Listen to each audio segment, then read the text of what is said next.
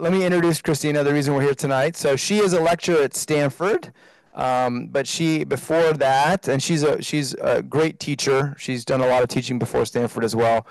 But she has worked at some awesome tech companies that you all know, LinkedIn, Zynga, MySpace, and Yahoo.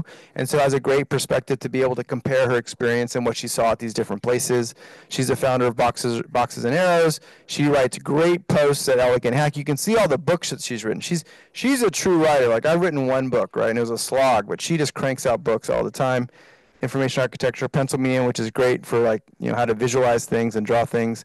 Radical Focus, which is the leading book on OKRs. Second edition is out. And then The Team That Managed Itself, which is the book that we gave away to everybody in the raffle. So I'm really excited to hear from Christina today about her thoughts on tiny strategy for Nimble teams. So please join me in giving a warm welcome to Christina Wodtke. Thanks, Dan. I really appreciate you inviting me back anytime you need somebody who can talk. So yeah, thanks folks for coming out. This is actually a new talk. I've been really interested in helping people in tech understand strategy. Every time I look at strategy stuff, it's always like, and at Procter & Gamble, we needed to come up with a new strategy for the shampoo in which we changed the name and added strawberries and we won the market. And I was like, well, this doesn't have a lot to do with us. So I was hoping to start building out something that would make a lot more sense for product people working with digital products. So why did I say Nimble teams? Well, I was asking Martin Erickson, how do you talk about this new generation of product folks, right? They're agile, lean, and UX. All works the same way, highly iterative, lots of customer feedback. I felt like it should have a name, and he goes, I call it modern product management. And I was like, oh yeah, like modernism. And I think it was big in the 30s. So I don't really want to call anything modern because the name sticks, but the time moves forward.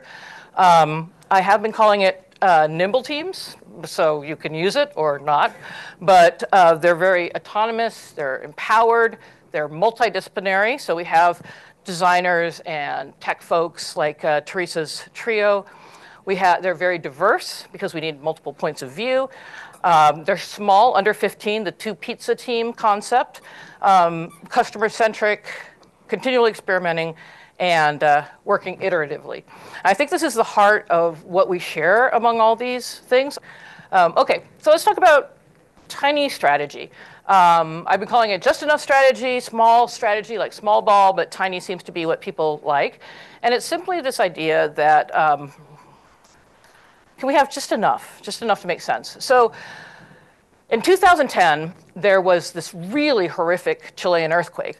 And there was also a tsunami, and it just destroyed so many homes. Over 200,000 people's homes were destroyed. And this architect, Alejandro Aravena, he built a solution that was so widely adopted that it was given the Pritzker Prize. And it was half-built houses. So his concept was that we had to get a ton of housing up quickly. But these people all had different needs, right? And so what he did is on half of the houses, he put in just enough stuff. There was insulation, there was wiring, there were services like plumbing, one sink in the kitchen, just the tiniest amount of stuff so you could get out quickly. The other half was left completely wide open.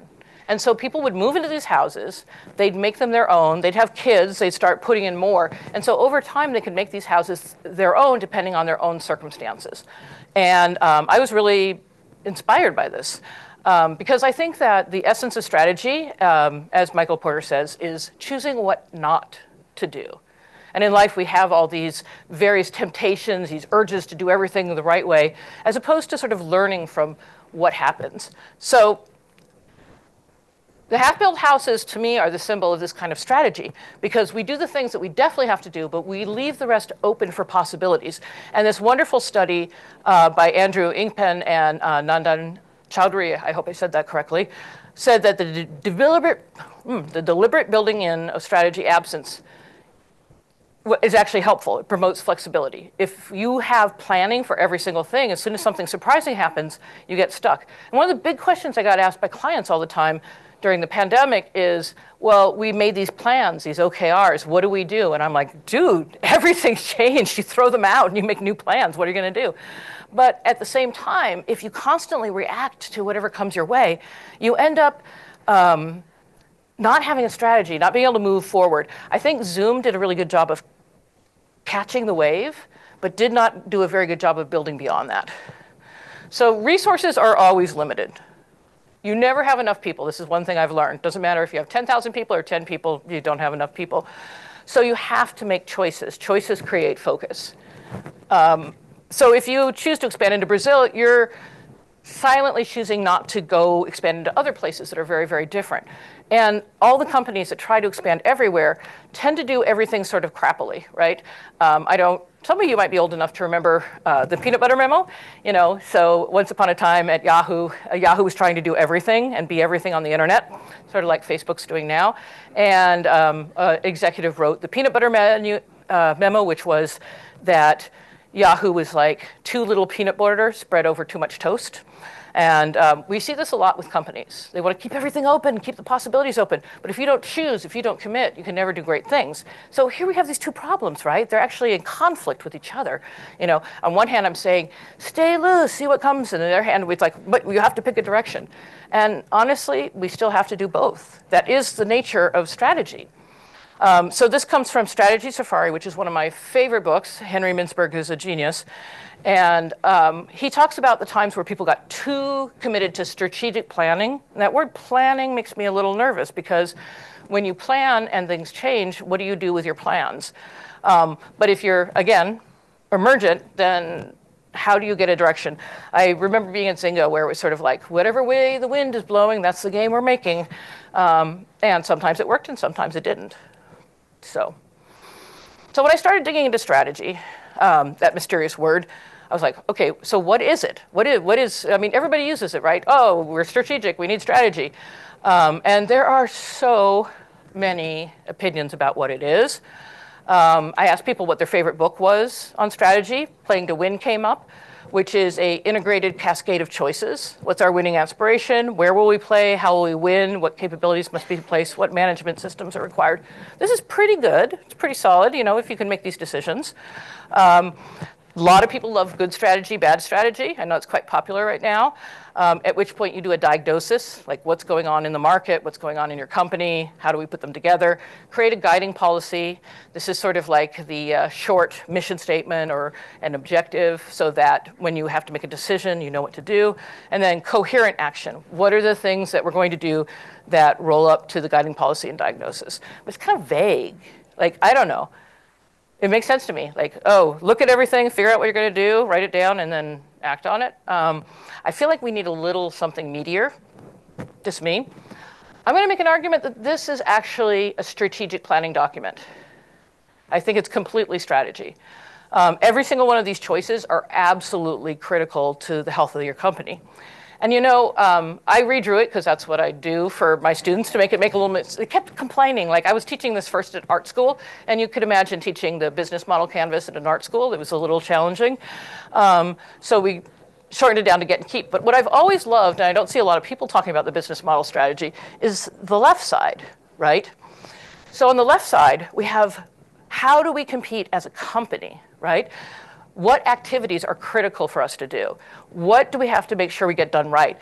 And then are we going to partner with it? Are we going to hire for it? Or are we going to outsource it? So my favorite example is Google, right? If you know anything about search, you know it must be fast. And there's a place where you can't get it to be any faster unless you own the servers. So at one point, Google outsourced the servers like everybody did, Rackspace probably or something like that. But there was a point where they no, we have to do it ourselves. And a strategic choice was to bring it inside into the company's activities.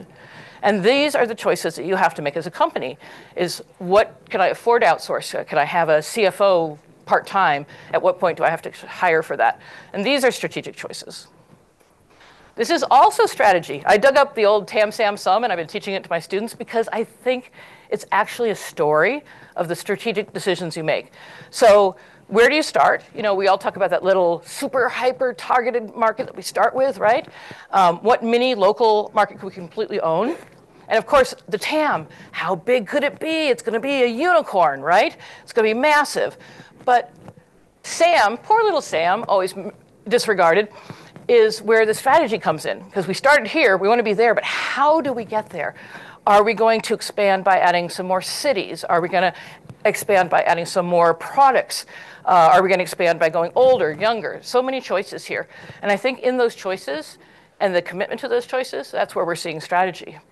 Strategy is making choices at its heart, more than anything else. So a tiny strategy is the right choices, the small, short list of choices that let your people figure out what to do to make it happen. So first question, where to play? I'll steal that from playing to win. But what business are you actually in? So this is one of my favorite 2x2s, of which there are so many 2x2s. This one comes from Ray Bard, who owns a small publishing company. But I think it really helps you think about your business. So if it's people do something often and they care about it, right? So what's something they do often and care about? You really care about your phone, and you hold it every second of the day, apparently. It's going to be very easily profitable, except everybody else has figured that out, and they're all here to eat your lunch, the classic red ocean, right? Well, a well is high price point, and it's not done very often, but people care. And in this case, I like to think of weddings, right? It doesn't happen very often, maybe 2, 3, 4 times in your life, and people really care about each one. So it's got a high price point. Textbooks is another classic one. Over here, they don't really care, and they don't do it very often. Sorry, it got cut off down there, but yeah, good luck with that. And then up here, they do it a lot, but they don't care. I often think about socks. You know, all socks kind of suck in their own special way.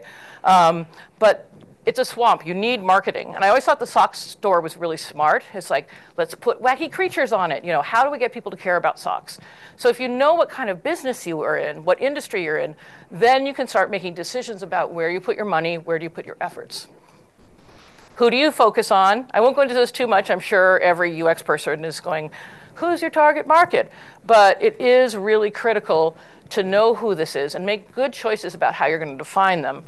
I thought this was a really beautiful chart. I'm a sucker for a good-looking chart that came out of a Stanford online program on product marketing. And when you segment, I think lazy segmenters are always like age and gender, and that's how we get things like big pens for women. It's pink and dainty. I don't know. But when you get into things like preferences, attitudes, and usage, it's highly relevant, but it's much harder to observe. And that always reminds me of the old joke, you know, where the policeman sees a guy on his hands and knees, and he's looking around on the ground, and the policeman's like, starts joining him, and then he goes, hey, what are you looking for? My keys. Oh, where did you lose them? Over there. Why are you looking here? Light's better here. I swear to God, every startup I work with, they are looking where it's easy. And instead of saying, what do we actually need? What is the information that's going to let us to win? What value to offer? I shouldn't have to go into this much because, of course, Lean has shown us a lot about how to think about value propositions. But value propositions, and especially the value proposition in the language, in the words of your customers, will change everything. Because if people don't understand the value, they won't buy it. I also redrew Alex's diagram a lot more this time, but I've been a big fan of, you know, how do you know intent to solve? Well, are they using a competitor? Do they have homegrown solutions? To me, if I find somebody with a homegrown solution, I'm like, this is gold, because they cared enough to actually start hacking something together. What are the gains, pains, features, tasks, and eventually products and services? I've used this in hundreds of workshops, and it does seem to work better than the original. And of course, how to acquire, convert, and keep customers. The funnel. I swear to God, have you ever had a conversation with someone without having to draw a funnel? Certainly not startups. So I'm going to set this aside. I could write a book about just these strategies, but these are kind of known strategies. Economies of scale, network effects, always my favorite because I come from the age of social, counter-positioning, switching costs, branding, cornered resource process reinvention. Think Toyota when they figured out how to do continuous improvement. Process is a little more rare, despite what engineers and designers think. But if you get it right, you can change a lot of things. And then when to compete. So this one I have no answers for. Like, I've seen startups who were too early, and they had a great idea, and then somebody 5 years later went out with it, and it was incredibly successful. And what are you going to do? I asked ChatGPT, and he didn't really have any answers either. So I'm like, oh, OK. So figuring out what are the right things to do is the secret to success. Leadership has to choose where to focus the company's attention. And one of the things I've learned from my OKRs, because you need a strategy to build OKRs, is so many leaders don't make choices. They don't guide you. They don't have a strategy, or the people don't know what the strategy is, which is just as bad as not having it. So for a tiny strategy to work, I think it's often at the product level. When I was at Yahoo, I remember this is the only strategy I could find. It was in the 2001 annual report, and it had that brilliant strategy of build a diversified global business by focusing our efforts and leveraging our core strengths to provide deeper, more valuable solutions for our customers and business partners. Yeah, let's do that. There were actually 2 more pages, but they were just as insightful as this one. But it's search at the product level, and that's what's great, is if the company's whoosh, whoosh, whoosh, you can still make things happen. At the product level, when I was working on search, and now Tom's going to have to correct me if I get it wrong, but we came up with these 3 words that guided our choices. And one was fast. Search has to be fast. If I know anything about search, it's super insanely fast. And it's not just the speed of the loading. It also means, can you look it over and decide where to go instantly?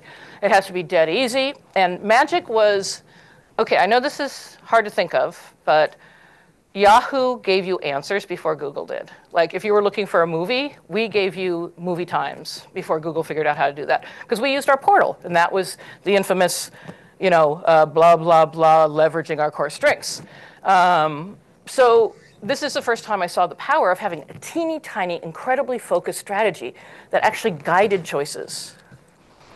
GitHub. So there's a fabulous, bless the man who put this out in the world, a deck of their total strategy. I think he got fired for that, or not for that. He got fired for some reason, but he's moved on. Mark Hudsack. And this was his business vision, I assume, built with a team. And like, if you look up his name, he has a very special name, like I do, you can find him. But their idea was, let's get dev and ops to work together. Let's give you all the solutions to everything you might need in this space, which is a great expansion theory. And then he had the product strategy, which was depth, breadth, persona, and application types. Now you might look at this and go, oh, this is kind of lame, but the reality is what people say out to the world is not always the thing they say internally. So with Yahoo, we knew what fast meant. We knew it wasn't just our server speed. It wasn't our index speed. It was actually how quickly could you scan it? How quickly could you understand it? And the same thing's going on with this strategy, and I recommend you dig up the whole deck because it's super good reading. But it was like, how do we make sure we cover all the things you need? How do we make sure we cover it well? And let's not do the peanut butter thing. Personas, do we know exactly who our customer is? Who are the archetypes we're serving? I have no idea what the last one means, but I'm sure it's also very meaningful. Okay, so I'll do Netflix because Gib Biddle has made Netflix the golden child of product strategy, which is cool. Gib's awesome. But DHM. So DHM was Netflix's business strategy, right? And delight customers, hard to copy, margin enhancing. I love margin enhancing. It's like so crisp and clean. It's not like, let's make lots of money. It's like, let's spend as little as possible and make as much as possible. And that's nice. Hard to copy, of course. It's very defensible. And delight customers, I'm always happy when I see that somebody wants to make customers happy. At that point, they said, okay, how could we do this? And they came up with a ton of hypotheses. And again, the mistake with strategy is often saying, this is how we're going to do it. This is the way we're going to go. But instead, they said, here's a bunch of things we think might work, and here's our goals that it will hit. And it was then realized after they'd done the testing they needed to into a product strategy in 2005. Personalization, easy, simple, social. Margin enhancement was gross profit per member. Unique, movie finding tools. Next day, delivery of DVDs. That's how old it was. But I think it's very clear. The other thing I really like, which I'm not going to go deep into, is they had metrics, proxy metrics for everything, leading metrics for everything, that could tell us whether or not the actual goals could be met later. And this is really, really hard. I think the most famous story of proxy metrics is probably Twitter's. They wanted to figure out how would you be successful on Twitter. Like you'd tweet a bunch and you'd answer things and you'd go there every day. And they did a bunch of data analysis and came up with, if you're connected with 6 people or more, you'd be successful. And that was their proxy metric because they could find that very quickly. They could try different things. Are we going to suggest people to you? Are we going to I don't know. I think I just suggested people to death to you, now I think about it. But that was their solution. And the same here. It's like, personalization. If they rate at least 50 movies by end of 6 weeks, obviously they moved on to better solutions. But they felt if they could get you to do that, we probably could deliver something good. And the proxy metric essay of Gibbs is not read as widely, but it's really friggin' useful. So, yes? The question for you is, like, how quickly were they making changes to their strategy every year to make sure that they were realizing market trends, and how to keep up, especially bigger companies to stay disruptive, which is their biggest challenge. Like Microsoft, as an example, they made such a pivot. Even Netflix did too. So how are leaderships making sure that they're staying ahead of the curve to remain disruptive and highly sought out for? So I'm not Gib, but I will play him on video, I guess. So what I understand is that they actually have strategy meetings every quarter, not annually. I think if you're doing strategy meetings annually, you're probably in some much more slow-moving industry than an internet software as a service. So they'd meet every quarter, and what they would do is they always planned for the next thing. So when they were doing DVDs, they knew streaming was coming. They looked at Moore's Law, they looked at broadband, and they could make a guesstimate when it was going to arrive, and made sure they started introducing people to the concept immediately. So there's some great screenshots of Netflix where they're still in the DVD business, but they're like, download a movie. Like, how can we get people used to the idea that they could get a digital movie they could watch on their computer? And now what we're seeing is this really fascinating movement of them into games. Gib shared some slides with me, and he said, please don't share them, because games were really front and center, but now we see it everywhere. And so they were already thinking, okay, we've got original content, we've got entertainment. What makes sense for us beyond, right? Where's a place where we can really own and lead? And so they bought a bunch of game companies, some of my favorite games like Oxenfree, and they become a recognizable name as a game producer, associating the games with the same things they associate movies with, certain level of quality, certain internationalism. They make it available on the Netflix app if you use a mobile device. Just friggin' brilliant strategy. I really cannot complain about much of Netflix strategy. And if you think about it, they should have been eaten and killed a long time ago by somebody bigger, and yet they're always 2 steps ahead. And I think that constant looking at what's happening, where's the market going, what is our opportunity in the market, without ever forgetting who they are. They're in the entertainment business. They know the playing field in which they play. So once you've done movies and video, TV shows, where are you going to go? Games feels like a very natural step. At the same time, they're still messing around with interactive video. It's not there, God knows. Bandersnatch was unfortunate, and I'm a big interactive fiction fan. But they're like, put a little paw out, see what happens. Run an experiment, see what happens. We know the trend is coming. Is it here yet? Is it here yet? Okay, now move. And that's primo. They're not dead. In fact, quite the opposite. They're killing the rivals. Okay, so when we have a strategy, then how do we turn it into a plan? And how do we make sure the plan doesn't take over, right? That's the danger of planning. I stole this from Bruce McCarthy. It's a great quote. OKRs as a link between. I know I'm the OKR lady. I didn't know that was going to happen, but here we are. But I want to point out that the further we go out, the less we know what anything's going to be, right? So I can predict what's going to happen tomorrow pretty well. I still get surprises, but most of the time I can predict it. I can make guesses about next month, but if I say I know what's going to happen next year, I'm lying to myself. And so our strategy, our teeny tiny distant enough strategy, has got to reflect that. So with OKRs, what I like to do is something I cleverly named 4 Qs and 3 KRs, which is such a catchy name. No, I'm not in marketing. But one thing you can do is you can say, we're going to plan out the year, but we're just going to theme it. We're just going to put in objectives. So there's this idea called the IKEA effect.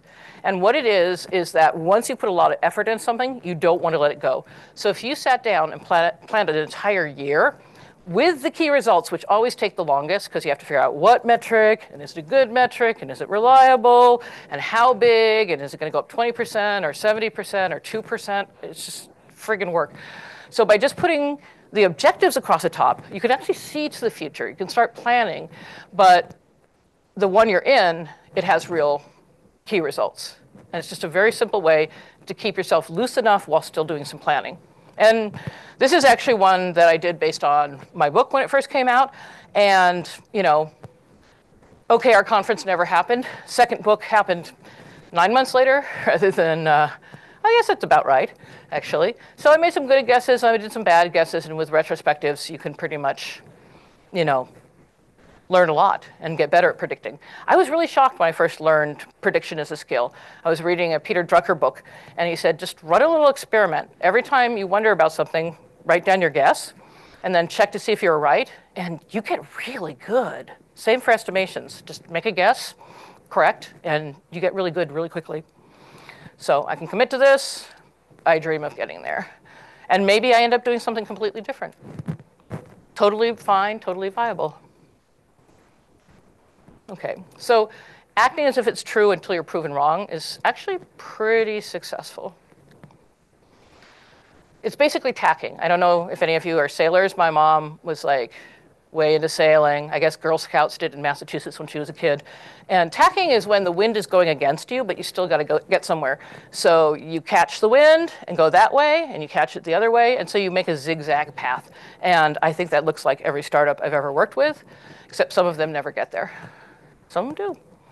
You want to think when you're putting together this list of things to do, to sequence, to create learning and capabilities. So this is our holy grail, right? Acquisition, conversion, retention. Every product manager wants this to happen. So let's sequence it in a way that builds as opposed to just reading it in a straight line. So if you spend Q1 on retention, you make sure nobody leaves after they experience your product. Okay, now we know we're not going to lose people, so let's move on to conversion. Let's get people to be paid customers because we know we can keep them. And finally, let's acquire a bunch of people. Then we know how to convert them, we know how to retain them.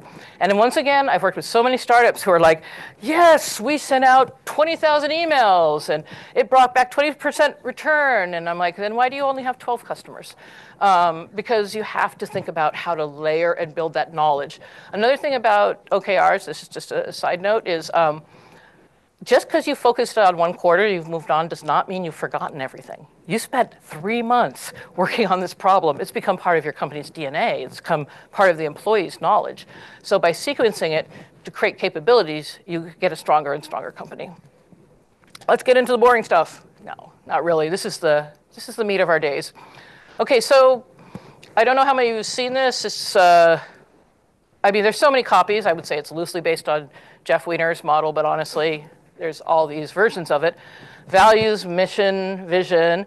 This is very important to the execs. They sent them. Unfortunately, they often forget them. I always like going back to the mission for inspiration because I find it helps a lot.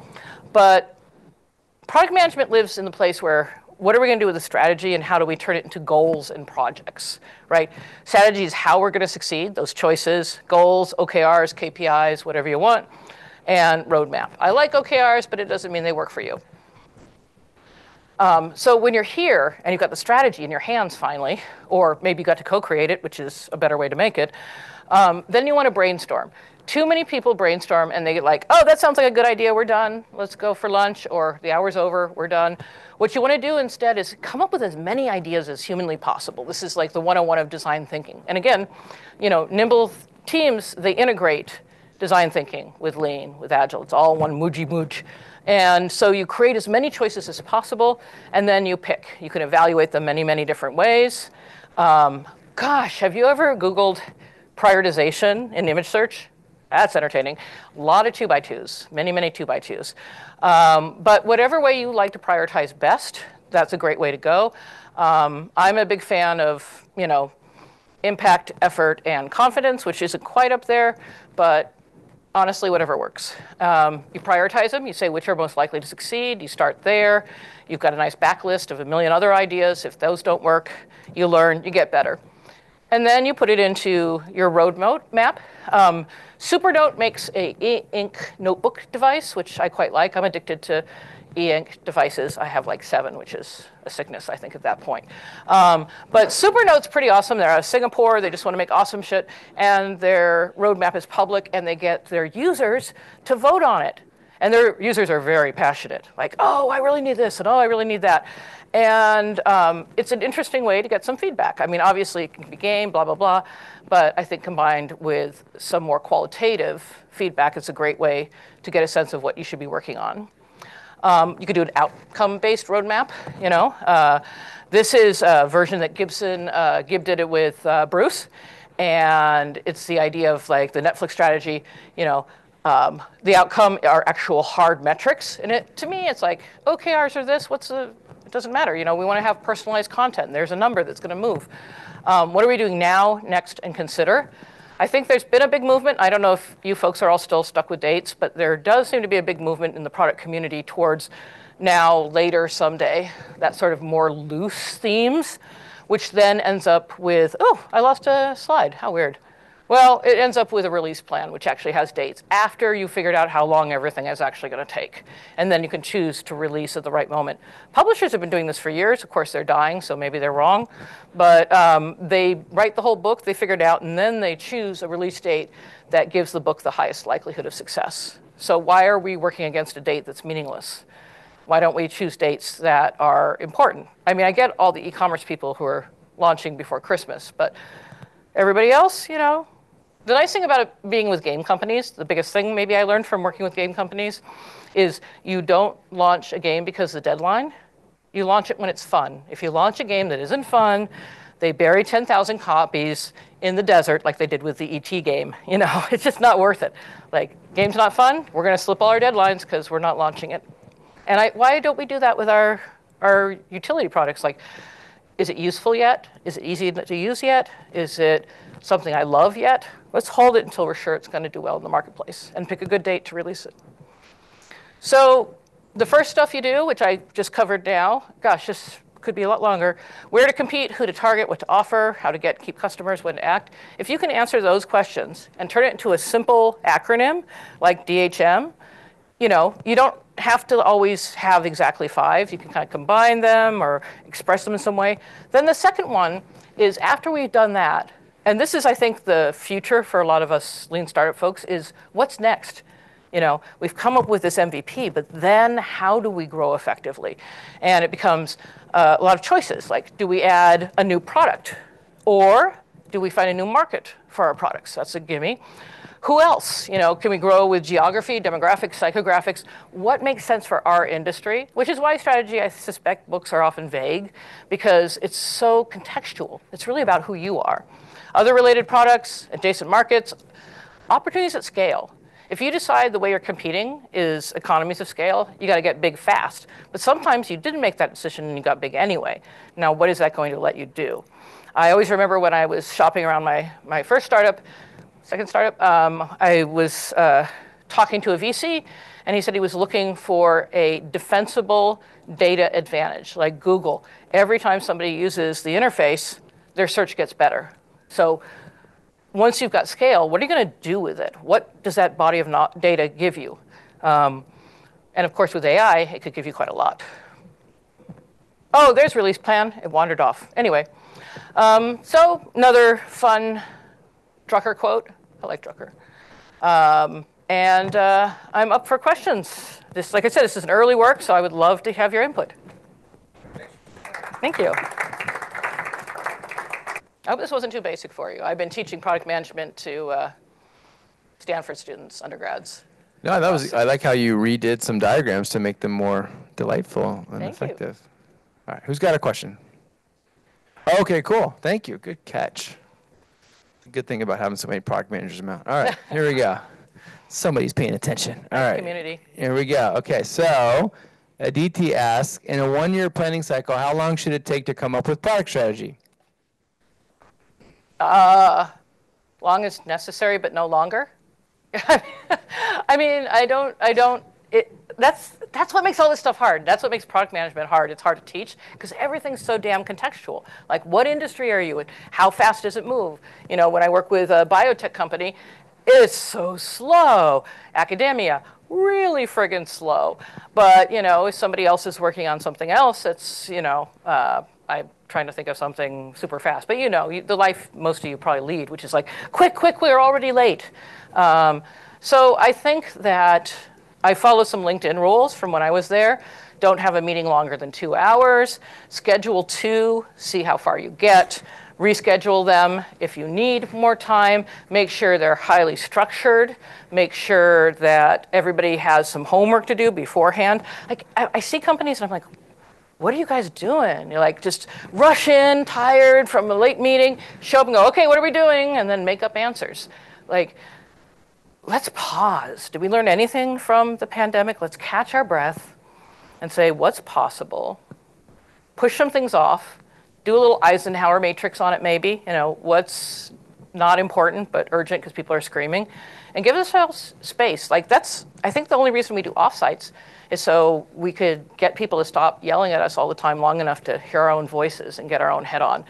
So I'm a big fan of death by meeting, Patrick Lencioni's model of how long each one does. Except I think if you're in a fast-moving industry, you need strategy meetings more than once a year. He suggests that. But he suggests go off 2 days somewhere away from where you usually are with not too many temptations and just talk and talk, do casual talks, do casual walks, do formal talks, and figure out what you're doing. All right, cool. Let's do one in person here, and then I'll get to yours, Coco. I'm glad you got on the Zoom. One question I have, does product operations also fall under the product strategy? I mean, everybody has ops now, and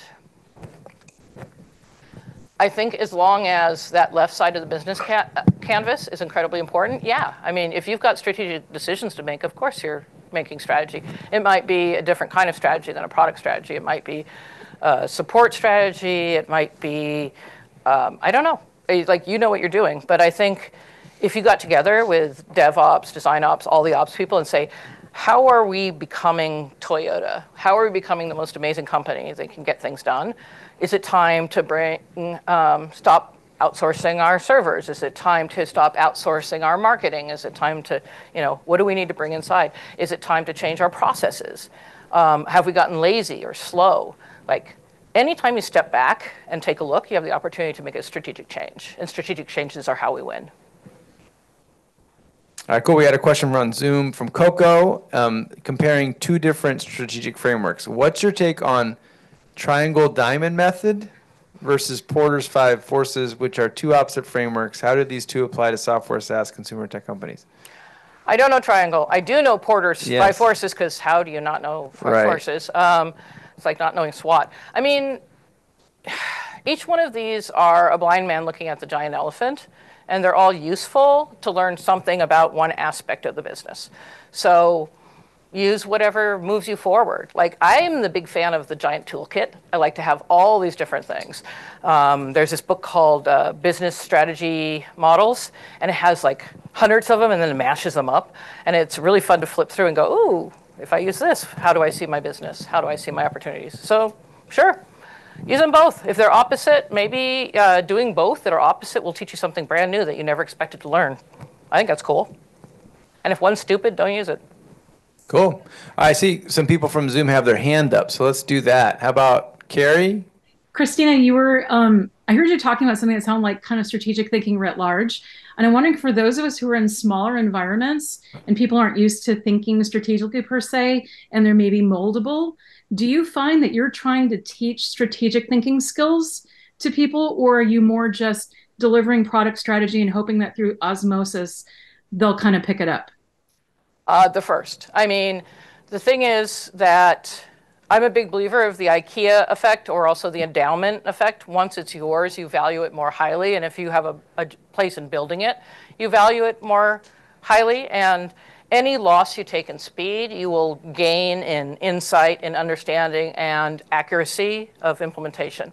So I spend a lot of time talking to people, just asking them questions. What does this happen if the market changes this way? What happens if we have a global pandemic? Of course, everybody's like, it's kind of an awesome opportunity right now, because before it was like pulling hair to say, what if everything changes?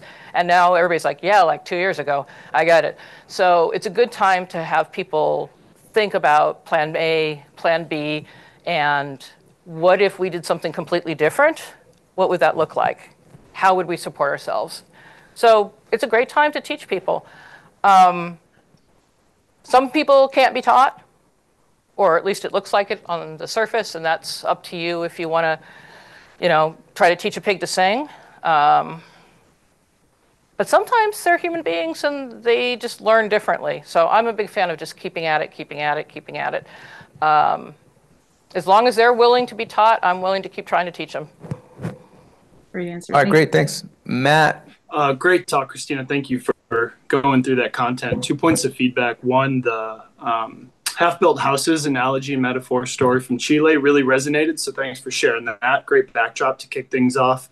And as the talk develops, would love to see more attribution on business product strategy, like catchphrases like the DHM. What makes great attributes there for companies listing those out there?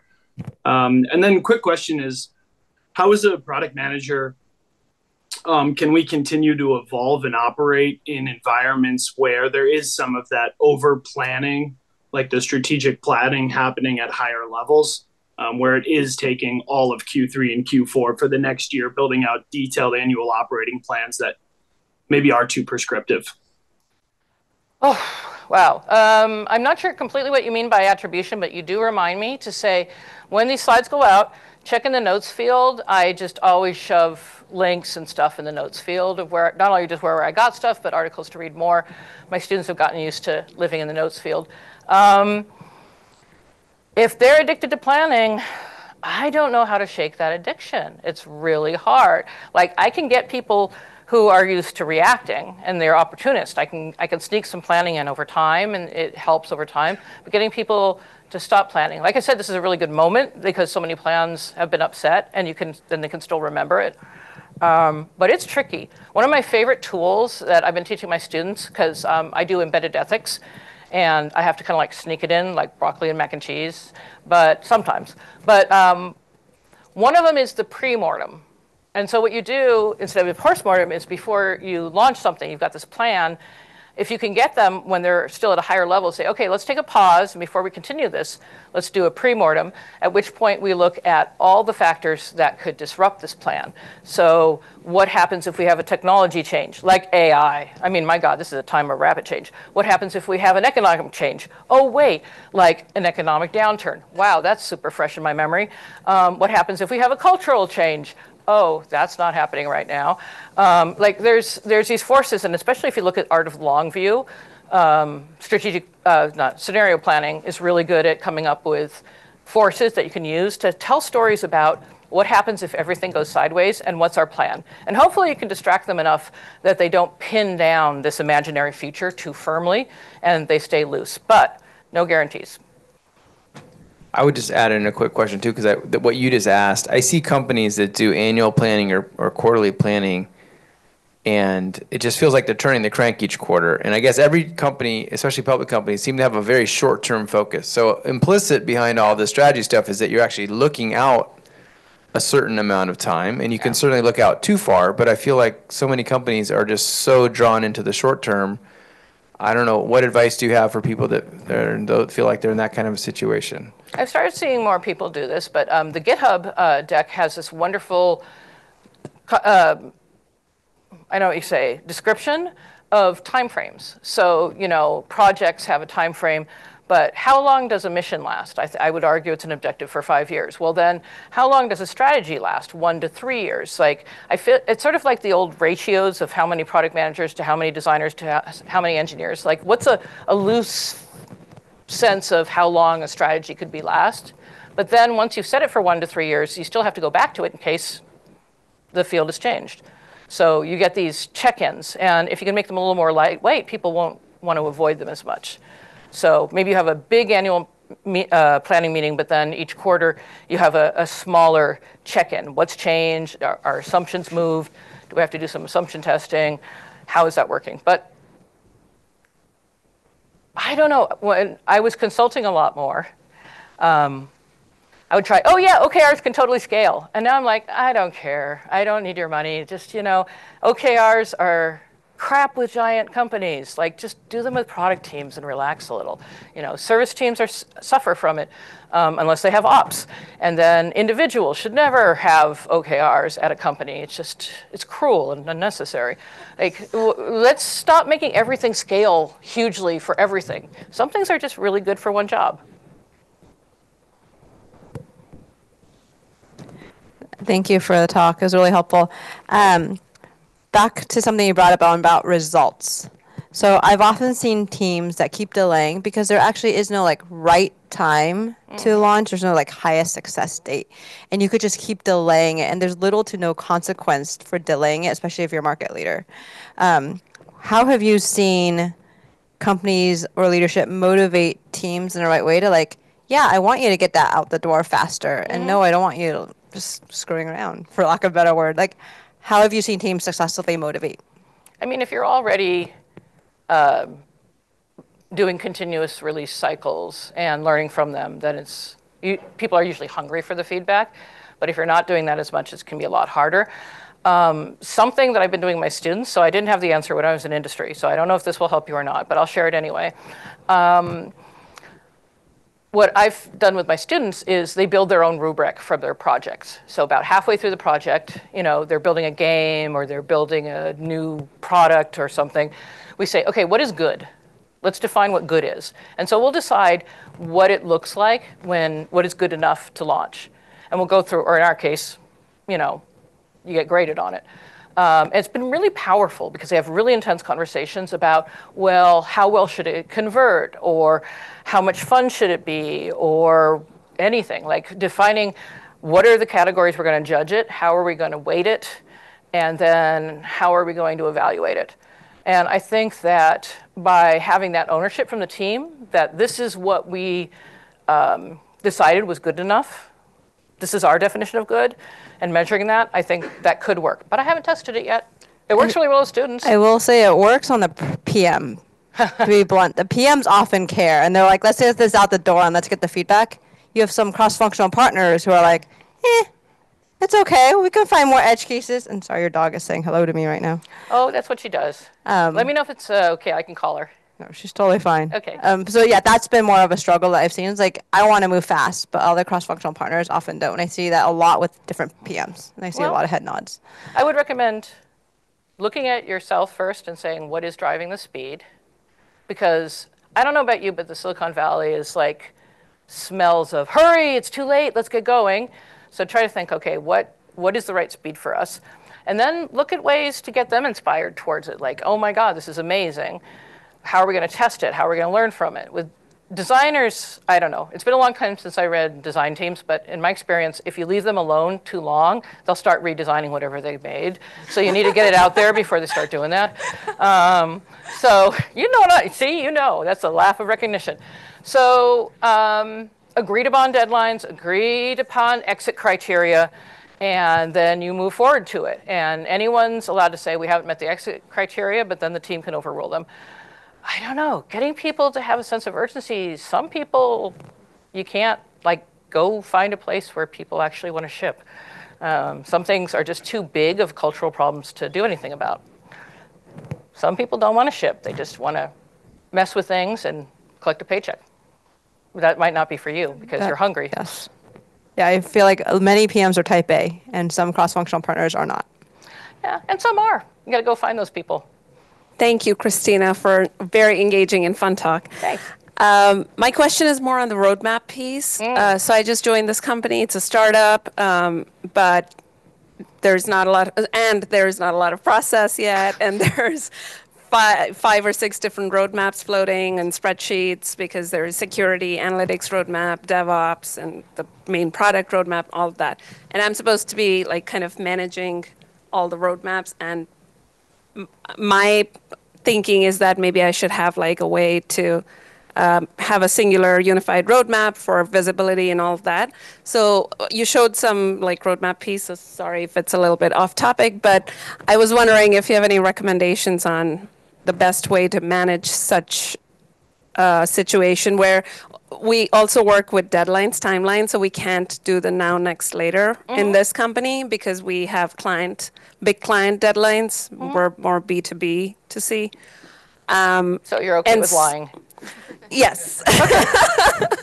And so like I'm either looking at a good like roadmap tool recommendation or I don't know, just any kind of process recommendation. But yes, with the roadmap tool, it's like we're more deadline driven and yes, it's a mess, but that's where we are. Yeah, I mean, I'm a big fan of C. Todd Lombardo and Bruce McCarthy's Roadmaps Revisited. They're working on another edition. Their talks are pretty awesome.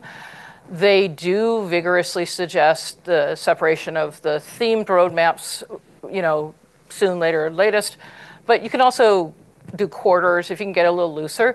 But really, the closer you get to being done, that's when you get accurate dates. So you could try date ranges. But don't ever let sales promise if you can avoid it. Don't, like, I just like, you give sales a date and it both moves and gets promised. So it's always very stressful. I do think pulling it all together is really good, but I'm very suspicious of software. What I learned from OKRs is all software is a point of view. So I saw these people like jumping on the OKR thing and wanting to make things that were actually project management tools and calling them OKR tools and ones that didn't measure. Oh, geez, it's a mess. So I would say try to fix the problem first using just, you know, Excel or Google Sheets or something, and then move to software once you have already figured out what your process is, assuming you get there, I hope. And then you can find something that fits how you are as opposed to imposing their idea of how you should be. Because that's what software is. Nobody's making software that is the answer, except maybe, no, not even them. So what you're going to want is people who are building something that suits you. Having a bunch of them floating around is really bad. I think you're going to have to just communicate over and over again, this is the source of truth. You also might want to consider moving to a pipeline instead, which is just a list of all the good ideas to meet your OKRs. And that way you have a little more flexibility to move things up and move things down, depending on how much impact / money it's going to get you. We did that at Zynga, and it actually worked really well. And I've seen a couple of startups where I suggested doing that. And it's just a long list of, it's like a backlog that's been prioritized. So the several roadmaps are just because they're owned by several people, and it's I could make one list, but it would still have great different. And so I'm supposed to own that big list, but it's still a list of like different roadmaps. I would bug those guys. They're working on a second edition right now, and you could probably just write them. They're really lovely people, and say, this is a problem I'm having. Do you have thoughts? Do you know their customers who are going through this? I don't know. I mean, I became part of the internet and tech culture in 94 or something. And I used to go to HTML pages and look for an email, and then I'd email people. And I still reach out all the time. And I still get people to write me back, mostly by being nice, asking good questions. But writers, particularly, they're like, yeah, give me some data. I need to update this book. I think they might come back to you. But I trust, that's not my space, really. No, thank you so much. This is very helpful. Oh, I good. Appreciate it. Something is better than nothing, I hope. Hi, Christina. Thank you so much for that talk. Oh, great. So I have a question that's kind of a hybrid of this too. Matt had mentioned in bigger companies, you know how you have such a already like high level strategy. Do you think tiny strategy could be the strategy within the strategy? Yes. Yes. Okay, perfect. Like, so you can use it within the teams. Yeah, I was trying to get at that with sort of like there's a company strategy, but then there's a product strategy. And if you can't coordinate across the products, each product group could probably set up a strategy. And that's what we did at Yahoo. It's like, oh, Yahoo's a mess. Like, and then the company strategy, we were waiting for that for, I don't know, you were there longer than me. I'm going to guess 10 years. But within any small group, if you had the fire, you had the passion, you could say, what really matters about my product? What are the things that are going to allow us to succeed in the marketplace? And then make that our DHM or our fast, easy magic or whatever, you know. And if you can get that buy-in through everybody, then it will make you succeed despite the externals, Yeah. until you change CEOs again. And I really loved the aspect of goal-oriented focus, where you're thinking, okay, we're going to go for retention and then acquisition. And I think to answer the question that was asked about many roadmaps, when I worked in a product strategy role, and that was kind of my job, because it was 60 teams developing, and I needed to figure out what was important for my region. So I would decide, okay, this region needs to go acquisition, that one needs to go retention. And so the products that needed to drive that are what I would prioritize for different regions. So I don't know if that would help you, but that was really helpful. But also, just tacking on a question to that, if, say, for example, you're in a space where you'd like to propose this kind of thinking where, let's think about what the goal is. Is it retention, is it acquisition, or anything else? Is there a recipe, or what do you think about influencing upwards to get buy-in from leadership to say, okay, we understand how you're going to implement your strategy within our strategy, and how do you influence in that sense? I mean, as a product manager, I did this, and in trying to get Stanford to move forward on things I care about, I do this. Lots and lots and lots of one-on-ones, lots of coffees, lots of lunches. You sit down, you go, I feel like we don't really have a coherent vision. It's kind of bugging me. When I was at LinkedIn, I got the other two product managers. We'd go over to Sports Bar, and we'd have wings. And I started a really unfortunate tradition of having Blackbush and a beer back. And so they would get very drunk very fast. But the conversations were really good, because product managers tend to be individuals. And by bringing everybody out, I was able to turn them into a team. A team has more brains, has more influence. And so you just go around, talk to each person, get their ideas, start synthesizing it, start building a coalition. And the other thing is straight up persuasion. I mean, it's good to look at Influence Without Authority from David Bradford. His work is really great. But I think influencing up, nothing succeeds like success. So you get some wins, and you tell everybody about it, and you tell them why. Then you get another win, and you tell everybody about it, and the leaders start hearing it, and you tell the same story. We were successful because we did this. It kind of doesn't matter why you were successful, as long as that was part of it, but you want to emphasize the parts that you want to see spread. And maybe you were just lucky because there was a shift in the market, but maybe you were able to catch that shift because of your focus and you're paying attention. So, build a coalition, build a message, repeat, as Jeff always says, when you're tired of saying it, people are starting to hear it. So repeat yourself, repeat yourself, repeat yourself. Thanks. Christina, it's been a great talk, and I love how you said a strategy is a hypothesis followed by a plan. I love that. My question to you is, what frameworks do you have in terms of evaluating strategy? And when you look back, at what point do you say, was the strategy incorrect or was the execution incorrect? And that's how I would decide if I want to change strategy, or do I just continue with the strategy and keep and change the execution? I guess if it's working, when it stops working, change. I don't think there's a very crisp answer to that question. I remember that there was some sort of management book, I'm trying to remember what it was called, which is about all these companies that were insanely successful, and 2 years later, 75% of them had crashed and burned. So I'm very suspicious of plans that say this will work for anyone or this will work for most people. Which, of course, I'm saying these are some ideas, but I think questions are more useful than answers. When I look at DHM? Yeah. I mean, delighting users, I like to think, okay, what's an industry where delighting users is a waste of time? Do we have to delight them? Can we just be super crazy reliable? Is that a better thing? You don't want to just steal the Netflix strategy without thinking it through. Hard to copy. Well, does hard to copy matter when you're Temu and you're cheap as excuse my language, maybe you're competing on a different level. Enhancing margins, that could be good, but also companies that work at scale often have very tight margins.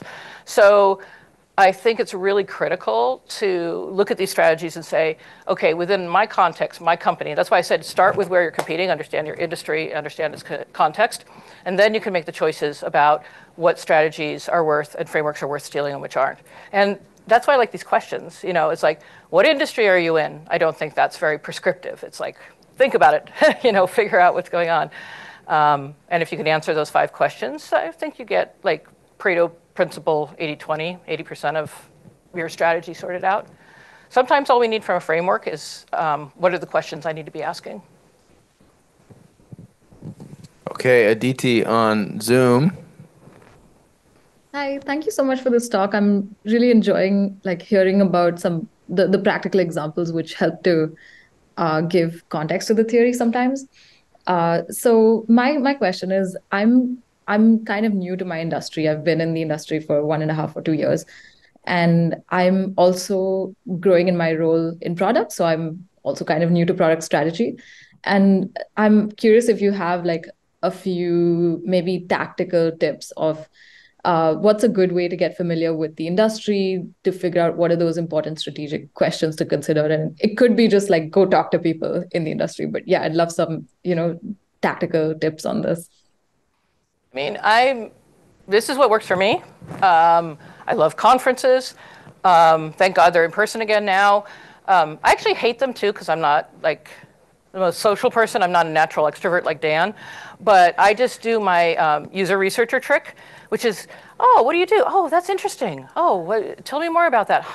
And I just keep them talking and talking and talking. Like, what should I know about this industry? What's some challenges that you've faced and beaten? It's kind of like an interview, except you're just like listening and nodding. I went through this period when I was job hunting where, I don't know, I was playing this little game. It was a good market for job hunting, where I would try not to reveal anything about myself during an interview. I would just try to get them to talk about themselves the whole time. And every time I did that, I got a job offer. People love to talk about themselves, my God. And if you're the world's best listener, you are the most interesting person in the room. So it's actually a good thing to go ask questions. And people love to teach you, and they love to tell you these stories. So just do it. Then you just have to figure out where these people are hanging out, like online. Are there some groups on LinkedIn you can join? I used to use Twitter for so much of this, and I've left because Elon Musk. But if you can find where the people are hanging out, ask intelligent questions, research enough so you don't ask the obvious dumb ones. Like if you can Google it, please don't ask it. But people are really generous. I think despite news and stuff, people are pretty nice. And so just ask and look super interested and nod. And if they get boring, just the old trick is think about what color eyes there are. Like you can be really interested in their eyes until you can find a way to get out. But 99% of the time, they are interesting, So that's one thing. Other things are, obviously, you're doing research, but you can get a day pass at the GSB's library, the Graduate School of Business library, and they have the best databases. So if you don't have databases, oh my God, like find a local business school and see if they'll let you in, and then find a research librarian, because librarians rock, and they will tell you what databases to look in, because they answer that question from students all day. So I guess talk to people and find a librarian. Thank you. Thanks so much. Sure. That's tactical. It is. Thank you. Great. Any question? Yeah. Thank you. I want to start with some feedback about Nina. She's the best. I agree. Yeah. She really is. So I got her during the pandemic. I didn't mean to. I was on a waiting list for 3 litters before they had one that had a service dog temperament, and I spent 2 years training her. So none of you buy those fake-ass vests on Amazon. You're getting on my nerves. Other than that, she's super awesome. She's off-duty, and she's just chilling and loving up people. Yeah. So, yeah. Thank you. Thank you for saying that. I think so, too. My question was, I'm very intrigued by the idea that prediction is a skill that you can practice. Isn't that wild? Yeah. And I mean, I just had never thought about it that way, but why would it not? But my question about that is, how can I sort of focus on practicing that skill without it just becoming a fixation on planning? I can't help you with your OCD. Okay, it's a person, yeah. Without making a fixation. I don't know, I get fixated on things all the time.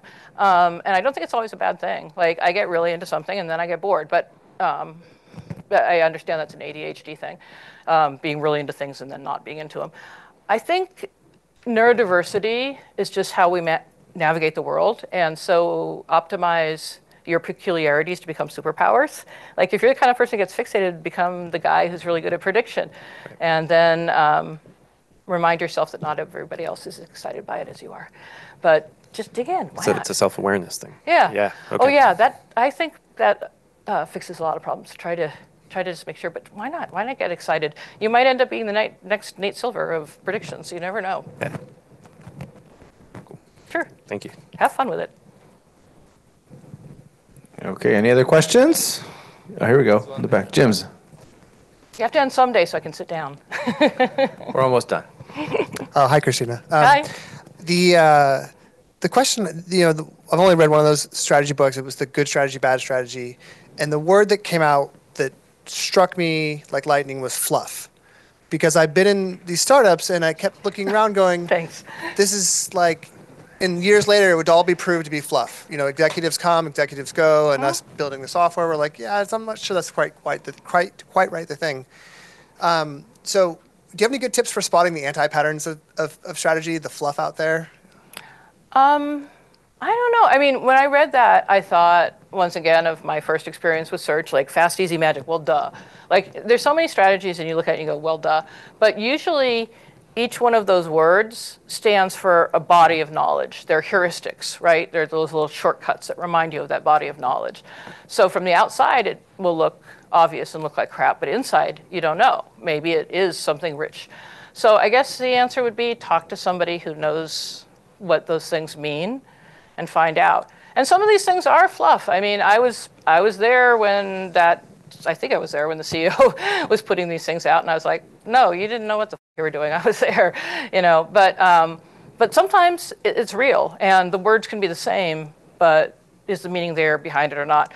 So I guess, when do you need to spot it? If you need to spot it because you're working there, then I would ask, what does that mean? And how would I know? And what decisions do you make based on this knowledge? I mean, I remember that from Lean Analytics, is a good metric is one that informs decisions.